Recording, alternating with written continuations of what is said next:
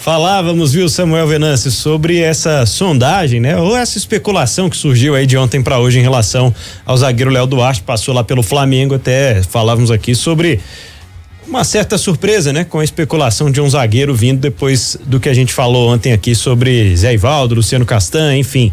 Um abraço para você, bem-vindo, Samuel Venâncio. Fala, Pedro, boa tarde aí para quem nos acompanha em O Tempo Esportes. Eu até acompanhei essa informação e a informação que eu tenho no momento é que dentro das prioridades, por último, está a posição de zagueiro. Por mais que todo mundo sabe que o Nico, ele gosta de jogar, pelo menos vinha assim no León, com uma linha ali, às vezes de 5, às vezes de 3 zagueiros, às vezes de 5 aí, fechando com os 2 laterais. Mas no momento a informação que eu tenho é que não tem negociação de zagueiro, com o Cruzeiro aí buscando alguma peça na atualidade. Isso pode até mudar, né, com o passar dos dias, mas o foco do Cruzeiro hoje é meio e ataque, é centroavante, é mais um beirada, são 2 volantes pelo menos, então é o que o Cruzeiro busca aí no mercado, dentro das prioridades máximas.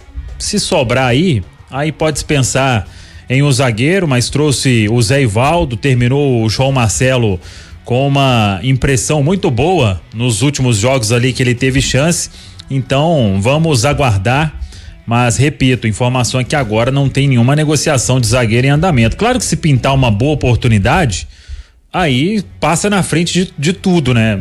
De repente surge um nome aí com uma condição favorável e você acaba negociando. Mas buscar assim para comprar, para investir alguns milhões, eu acho pouco provável neste momento. Até um ouvinte participando aqui de O Tempo Esporte, o Tauan Felipe, um abraço, diz que quem chega, veste a camisa e pega a faixa de capitão é o Yerry Mina, colombiano, jogou aqui no Brasil, né? Tá lá na Fiorentina, reserva na Fiorentina hoje o Mina, mas eu acho que aí concordo com a mensagem que o ouvinte, o Paulo, mandou aqui logo em seguida. O Mina também é um jogador caro, né? Seria caro trazê-lo de volta ao futebol brasileiro, imagino eu. Caríssimo, provavelmente, né? 29 anos, jogador que já passou pelo campeonato inglês há pouco tempo, por alguns clubes e chegou a jogar no Barcelona, né? Esses caras que tem mercado fora é complicado, né? Porque obviamente que ele prefere ficar lá no mercado, mesmo que seja um mercado, vamos chamar de, não seja o primeiro time aí do futebol europeu e tal, mas qualquer time brasileiro e principalmente o Cruzeiro, com a saúde financeira que vinha aí, agora esse ano o Cruzeiro deu uma regulada aí, a gente não ouviu falar de salário atrasado, de transfer ban e tal, nada disso aconteceu. Então o Cruzeiro aos poucos vai colocando a casa em ordem, mas concorrer com essa turma de fora aí, você tá doido. Lembrando, não é especulação isso aqui não, viu, gente? Isso aqui é o ouvinte sugeriu, a gente só colocou a carta na mesa aqui para analisar também. 5h18 em O Tempo Esporte, estamos falando sobre o Cruzeiro. Hoje a gente vai propor aqui uma discussão, um debate em O Tempo Esportes para falarmos de certa forma sobre uma retrospectiva, né? Para olhar para trás e pensar como foi o 2023 dos times mineiros em geral. A gente vai começar falando sobre o Cruzeiro. Em relação a acertos e erros de cada um dos times. Eu vou deixar esse tempo pra turma mandar mensagem pra gente aqui no 988-100-917, no youtube.com/o tempo, enquanto a gente vai discutir. Só antes de entrar nessa discussão, viu, Samuel? Eu queria saber se você tem algum outro detalhe em relação a mercado, né? Quais vão ser os próximos passos do Cruzeiro aí no mercado da bola a partir dessa semana. Então, tem muita coisa para acontecer, só que a gente sabe também que essa época, final de ano, né, virada, já teve o Natal. Aí tem hoje até sexta-feira para funcionar. E depois somente em 2024. Mas vamos ver, o Cruzeiro segue aguardando aí o contrato devolvido do Porto para anunciar o Gabriel Veron, é a única coisa que falta. Aguarda ainda a resposta lá do Everton Ribeiro com o Flamengo, né? O Everton fica sem contrato, 31 é domingo, né? Último dia de contrato dele com o Flamengo. Então tem que resolver isso nesta semana. E as outras buscas do Cruzeiro, né? Lucas Romero, Fernando. O Fernando depende da rescisão com o Sevilha, ainda sem novidade. E com o Romero, o Cruzeiro tentando ali chegar em um acordo com o León do México. O Cruzeiro está disposto a pagar o que o León investiu para ter o Romero. Depois negocia com o Romero ali, tenta a volta do volante. São as movimentações do Cruzeiro aí, pelo menos as que a gente sabe, né? Claro que o Cruzeiro tem várias outras que a gente ainda nem sonhou, viu, Pedro? Pois bem, 5h20, estamos de olho, né? Pra ver o que pinta de novidade aí no mercado em relação a esses próximos dias, mas estou com essa sensação também que tá um marasmo, uma paradeza, né? No mercado nos últimos dias, uma situação que vai ficando um pouco mais arrastada. Um abraço aqui pro Thales Drummond participando com a gente também, Larissa Marques. Ela já tá mandando aqui que erros são as contratações equivocadas, ó. Paulo Vitor, Elibelton Palácios, algumas dos nomes, né, que estão na lista da Larissa Marques aqui. Vou começar com você então, Samuel Venâncio. Vamos começar falando sobre os acertos, porque eu imagino que a gente vai ter mais divergência aqui em relação aos acertos do que com relação aos erros. No meu caso aqui, Pedro, por exemplo, nem só acertos, mas coisas positivas. Coisas boas, né, do Cruzeiro de 2023. De repente pode citar um jogador que foi bem, de repente pode citar uma situação, um jogo. A gente quer reunir aqui o máximo de coisas com visões diferentes. Vai ser interessante isso. Samuel Venâncio, o que é que você me diria se eu te perguntar sobre 3 situações positivas que o Cruzeiro passou por elas em 2023? Vamos lá. Acho que tá dando um pique de internet aí, mas eu acho que vai voltar, porque choveu aqui no meu bairro, tudo vai pro espaço. Estão me ouvindo aí, né? Estamos te ouvindo, alto e claro. Então vamos lá. Acertos em 2023. Eu vou colocar a defesa do Cruzeiro, que querendo ou não foi a melhor aí, juntamente com a do Atlético, né, no Campeonato Brasileiro. Uma reestruturação que começa na categoria de base. A gente viu aí o Cruzeiro faturando títulos na categoria de base e mostrando bons valores. E vou acrescentar aí nesse acerto o garoto Japa aparecendo na reta final da Série A, e um garoto que ninguém imaginava que fosse receber chance, desde aquele duelo com o Atlético na Arena, sempre que entrou foi muito bem e acaba virando uma realidade para a próxima temporada. Então a defesa do Cruzeiro, a reestruturação na base e o garoto Japa, vou ficar com esses 3 momentos aí bons do Cruzeiro na temporada. 5h23. Eu já tenho aqui os meus 3. Aliás, desde ontem a gente estava conversando ali, já debatendo a pré-pauta na redação, né? E eu já tinha pensado mais ou menos em 3 coisas que eu acho que foram primordiais, assim, exemplificam um pouco do sucesso que o Cruzeiro acabou tendo ao longo da temporada. Um dos acertos, eu acho que ele já poderia ter acontecido antes, mas o Paulo Autuori não quis. Quando o Cruzeiro demite o Pepa e o Paulo Autuori não quer assumir, né? E imagino que conversas desse sentido tenham acontecido pela autoridade que ele tem, acho que a capacidade de mexer com o vestiário que estava um tanto quanto abalado, né? Talvez os jogadores ainda não tivessem superado em 100% as mudanças que aconteceram em relação a comando técnico ao longo do ano no Cruzeiro, e a vinda do Zé Ricardo acabou sendo algo completamente fora de contexto. Então, para mim, o acerto é o Paulo Autuori nessa reta final de campeonato, que acho que acabou ajudando a salvar o Cruzeiro de uma luta contra rebaixamento.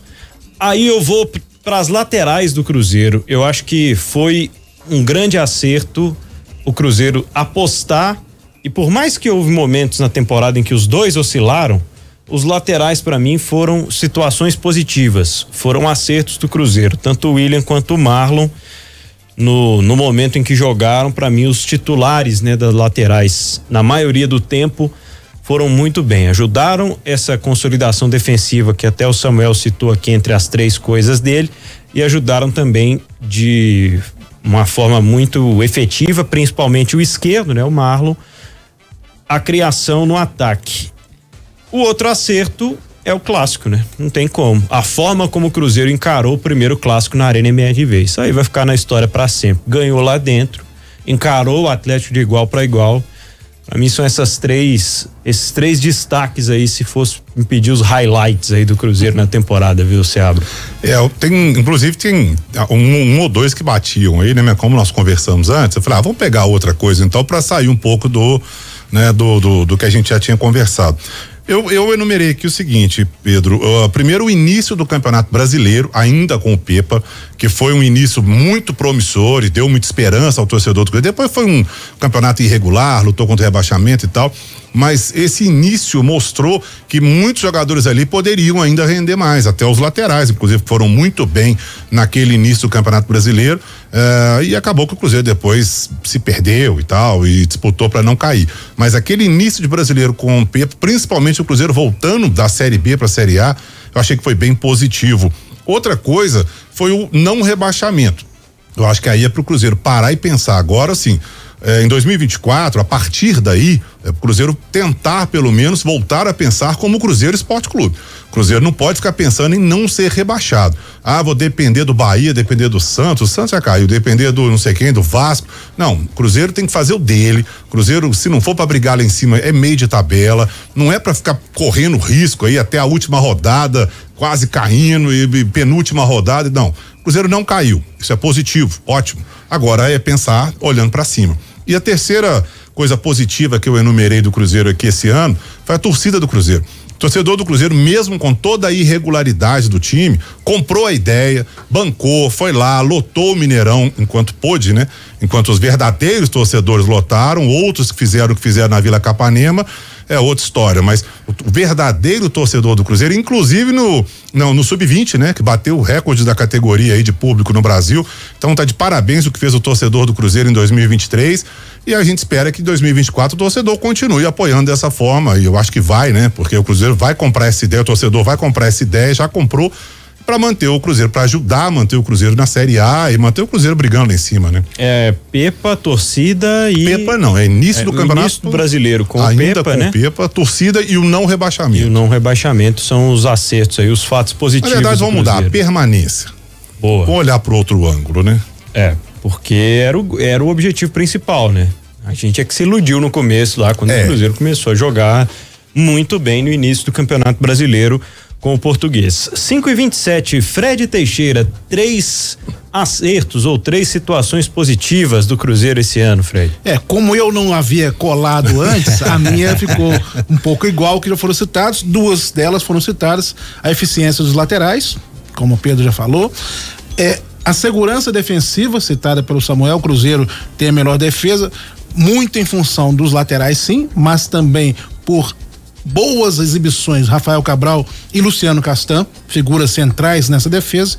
E o outro que eu cito, o retorno do Lucas Silva. Mas jogou pouco, mesmo assim, pela experiência, ele nasceu para jogar no Cruzeiro, parece que é isso, né? Ele no Grêmio, ele não era titular, estava sendo colocado, entrando pouco, chegou no Cruzeiro, teve alguns problemas iniciais para poder entrar em campo, até por opção do próprio treinador, mas depois, quando entrou, parece que encaixou perfeitamente. É um jogador que pode ainda colaborar muito com o Cruzeiro.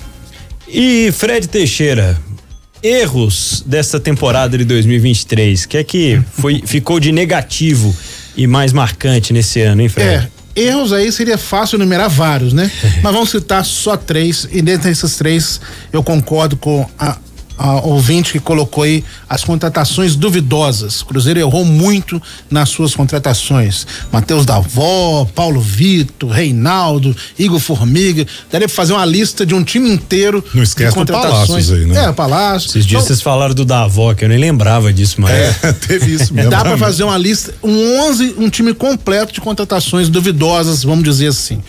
Outra questão, o fato do Cruzeiro ter ficado nômade, sem casa durante boa parte da temporada, aquele imbróglio com a Minas Arena, Cruzeiro jogando no interior, jogando em Cariacica, jogando em tudo quanto é lugar, em Brasília, mas não tendo a sua casa. Isso prejudicou muito.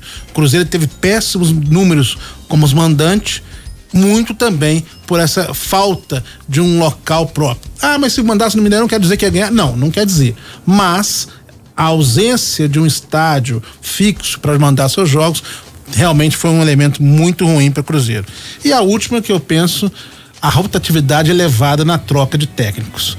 Você que tem um projeto, uma SAF que fala sempre em projeto, em planejamento, você não pode ficar trocando de técnico a toda hora. Se você considerar, inclusive o Fernando Seabra, que assumiu em um jogo interinamente e depois fez aquela parceria com o Autuori, foram 5 técnicos em uma mesma temporada. Não dá.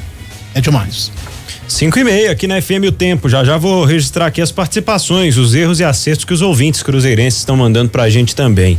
Pra você, Daniel Seabra, quais foram os 3 erros que mais marcaram nesse 2023 no Cruzeiro? Pedro, vale lembrar que o torcedor do Atlético do América que estiver ouvindo já também já pode mandar, porque já vai ter a mesma coisa. Daqui também. A pouco. Isso. Mas pra mim 3 coisas negativas, 3 coisas ruins. Primeiro, o Campeonato Mineiro do Cruzeiro. Foi um campeonato pavoroso. O Cruzeiro fez um Campeonato Mineiro horroroso e com um técnico interino, né? Que era o Paulo Pessolano. Ele já não iria permanecer no Cruzeiro, já tinha anunciado isso, a SAF já sabia e manteve ainda assim. Ou seja, pra mim foi tudo errado. O Campeonato Mineiro do Cruzeiro, que a gente até costuma desvalorizar, né? Mas quando ganha, comemora, quando perde aí, tudo bem e tal. O Campeonato Mineiro do Cruzeiro pra mim foi pavoroso. Depois, a irregularidade no Campeonato Brasileiro.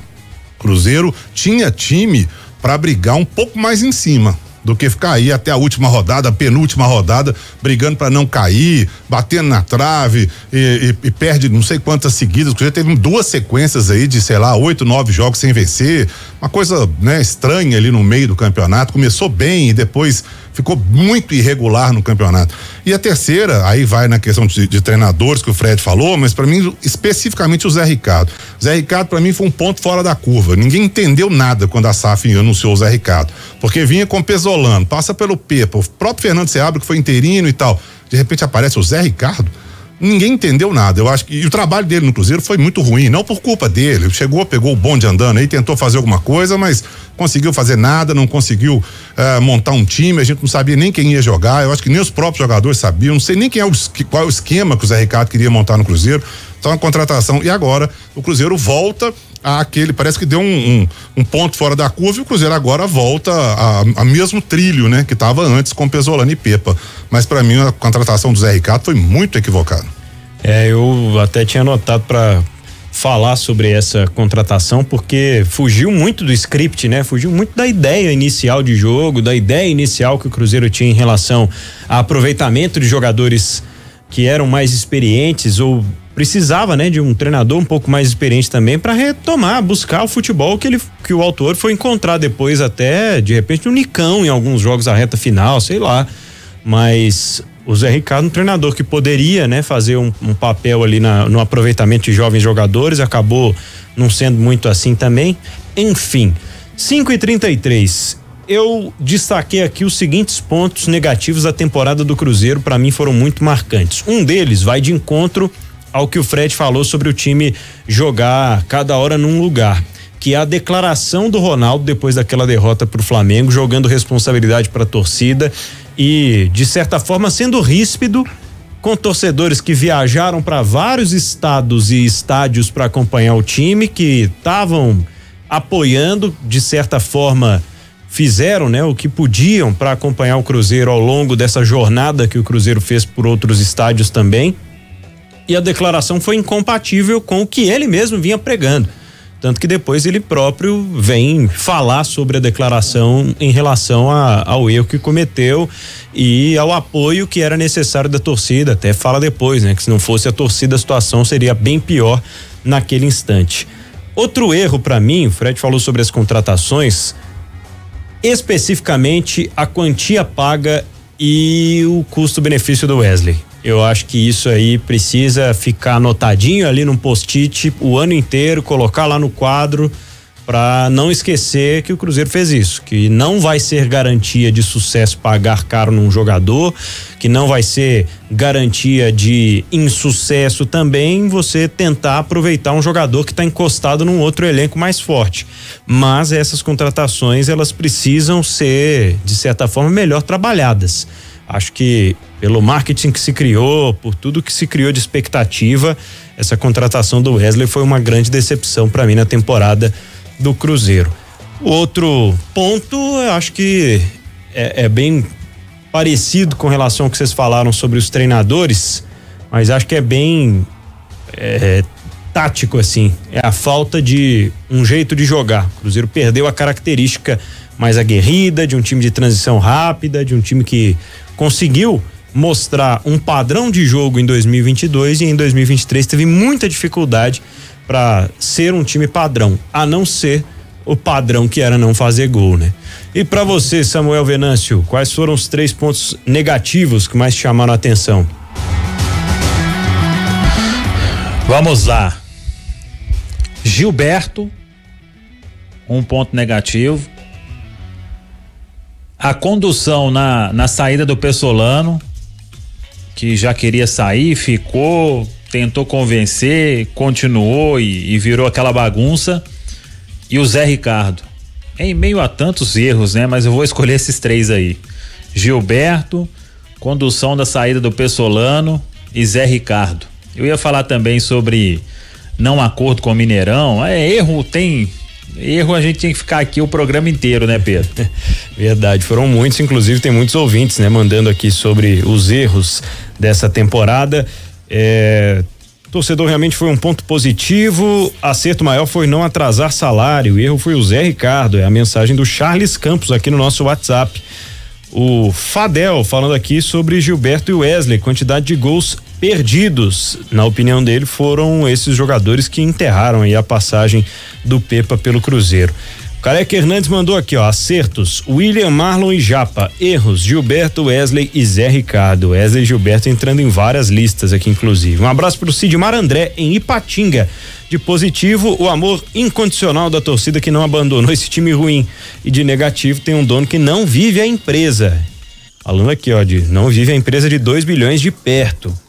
E o André Carvalho falando aqui também sobre as especulações que citamos mais cedo em relação ao mercado que o Cruzeiro está fazendo neste momento. 5h36 aqui em O Tempo Esporte. Deixa eu dar uma olhada no YouTube aqui também, o que a galera tá falando sobre os acertos e os erros. Eric Fontinelli, trabalho da base feminino financeiro, acertos na opinião dele, menino conquistando aí, né, título estadual e tentando melhorar a sua condição no Campeonato Brasileiro A1.